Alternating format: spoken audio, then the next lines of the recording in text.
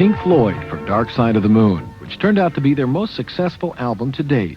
Guitarist David Gilmour. I've never really understood quite how it got to be quite so hugely phenomenal as it did, but there was a fairly radical change of direction on that album, and that was one of raising the words, the lyrics, and the idea behind what we were putting over up to an equal status with the music, whereas before the lyrical content had always been subservient to the music.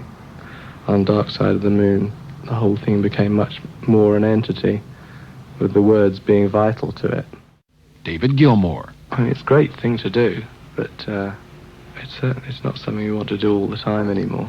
We did do it all the time for about 6-7 years, constantly, year-round, week after week. We were doing gig after gig after gig. I mean, I don't know how many gigs we did in the first 5 years, say, that I was in the band, but some phenomenal amount. And when we weren't gigging, we were recording. We just worked at being Pink Floyd all the time. Pink Floyd guitarist David Gilmour. I wouldn't describe us as just rock and roll. It's a bit of a narrow title.